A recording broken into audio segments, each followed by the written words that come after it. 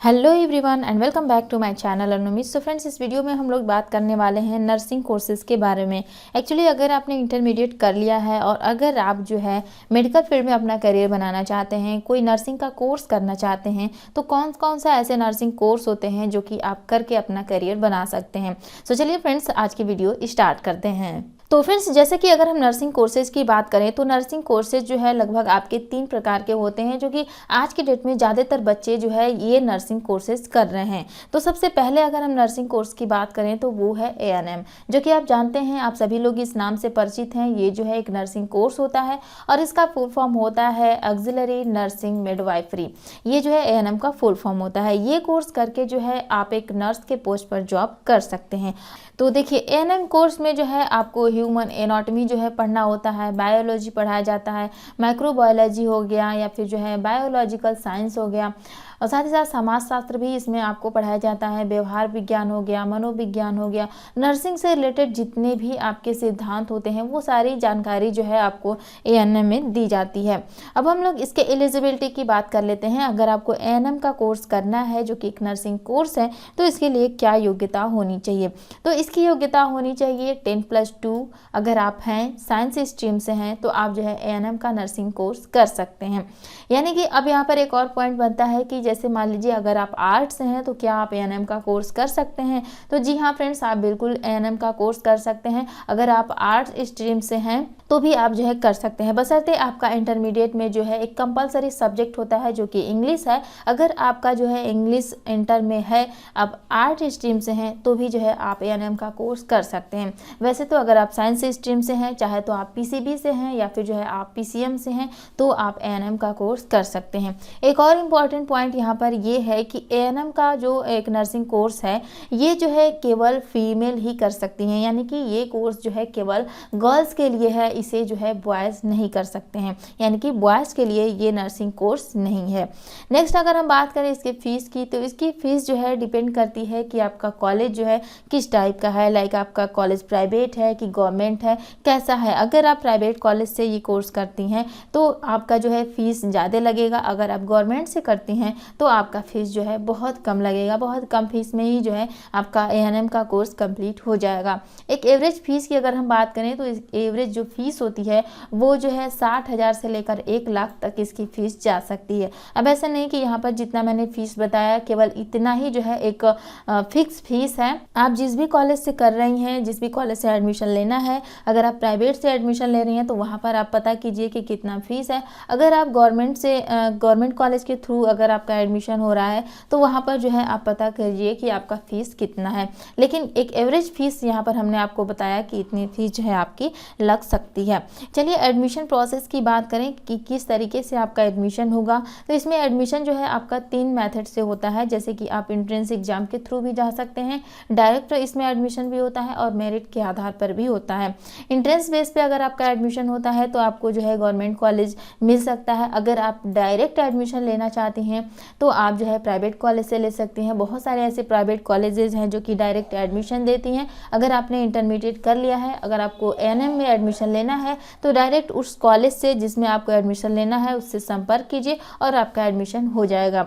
बहुत सारे ऐसे जो कि टॉप लेवल की जो कॉलेजेस हैं, थोड़े बड़े कॉलेजेस हैं, वहाँ पर मेरिट के आधार पर भी जो है आपका एडमिशन होता है। यानी कि इंटरमीडिएट में आपका कितना परसेंटेज आया है, कितना मेरिट है, तो जो कॉलेज है वहाँ का क्या रूल है, कितना परसेंटेज वहाँ पर मांगा जा रहा है, उसके अकॉर्डिंग जो है आपका एडमिशन मेरिट के बिहाफ पर होता है।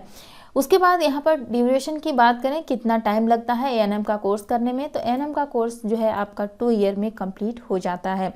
उसके बाद नेक्स्ट पॉइंट की अगर बात करें स्कोप की, कि ANM कोर्स करने के बाद जो है स्कोप क्या क्या आपके पास होता है, तो आप जो है नर्सिंग होम में जॉब कर सकती हैं या फिर किसी क्लिनिक में जॉब कर सकती हैं या फिर जो है हॉस्पिटल में एज ए नर्स जॉब कर सकती हैं। एजुकेशनल इंस्टीट्यूट में अगर आपको जाना है तो आप जो है एजुकेशनल फील्ड में भी एज ए टीचर जा सकती हैं। तो इस टाइप के कई सारे जो है स्कोप आपके पास अवेलेबल हो जाते हैं, तो आप वहाँ पर जॉब कर सकती हैं। जैसे कि अगर हम बात करें जितने कि हॉस्पिटल्स होते हैं हैं, जितने कि सामुदायिक स्वास्थ्य केंद्र होते हैं, रेलवे में होते हैं, डिफेंस सेक्टर्स जितने भी होते हैं, इस टाइप के जो सेक्टर होते हैं यहाँ पर जो है गवर्नमेंट वैकेंसीज भी आती है नर्स के लिए, तो आप जो है यहाँ पर भी एलिजिबल होते हैं। यानी कि अगर आपने एएनएम कोर्स कर लिया है किसी गवर्नमेंट में एज ए स्टाफ नर्स की, अगर कोई एएनएम के बेस पर कोई वैकेंसी आ रही है तो वहाँ पर जो है आप उस वैकेंसी के माध्यम से जॉब कर सकती हैं। अब हम लोग नेक्स्ट जो हमारा नर्सिंग कोर्स है जो कि जीएनएम है, इसके बारे में हम बात करते हैं। जीएनएम यानी कि जनरल नर्सिंग एंड मिडवाइफरी, इसका फुल फॉर्म होता है। ये भी जो है एक नर्सिंग कोर्स होता है।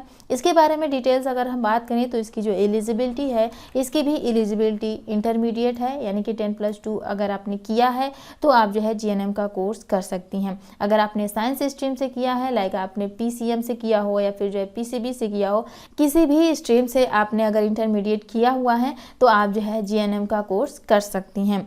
और यहाँ पर एक पॉइंट कि जीएनएम का जो नर्सिंग कोर्स है ये मेल और फीमेल दोनों के लिए होता है, यानी कि अगर आप एक गर्ल हैं तो भी आप कर सकती हैं या फिर अगर आप एक बॉयज़ हैं तो भी जो है आप जीएनएम का कोर्स कर सकते हैं। ये दोनों के लिए ही जो है होता है।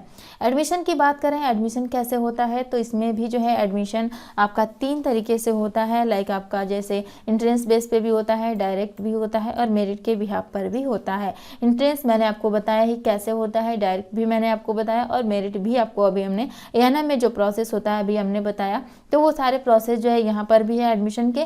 आपका जो है इंट्रेंस बेस पे अगर आपको जाना है तो आप इसके बेस पे जा सकते हैं। अगर आपको डायरेक्ट एडमिशन लेना है किसी प्राइवेट कॉलेज में तो आप जो है उसके लिए भी जा सकते हैं। मेरिट के बिहाफ पर लेना है तो आप मेरिट के बिहाफ पर भी एडमिशन ले सकती हैं। उसके बाद ड्यूरेशन की बात करें तो ड्यूरेशन जो है ये 3 ईयर का होता है। 3 ईयर में जो है आपका जीएनएम कंप्लीट हो जाता है।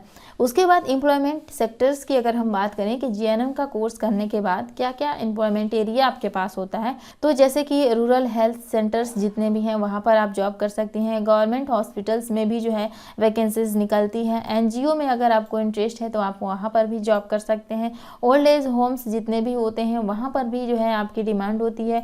गवर्नमेंट हेल्थ स्कीम्स जितने भी होते हैं वहाँ पर भी जो है एज ए नर्स जो है आपकी डिमांड होती है। या फिर कम्युनिटी हेल्थ सेंटर हो गया, गवर्नमेंट डिस्पेंसरीज हो गई, वहाँ पर भी जो है आप जॉब कर सकती हैं। नर्सिंग होम में जो आपको जॉब मिल सकता है। प्राइवेट हॉस्पिटल्स हो गया, क्लिनिक हो गया, यहाँ पर भी जो है आपको जॉब मिल सकती है। कहने का मतलब कि जीएनएम का नर्सिंग कोर्स करने के बाद आपके पास जितने भी एम्प्लॉयमेंट सेक्टर्स हैं बहुत सारे हो जाते हैं। आप कहीं पर भी एज ए नर्स जॉब कर सकते हैं।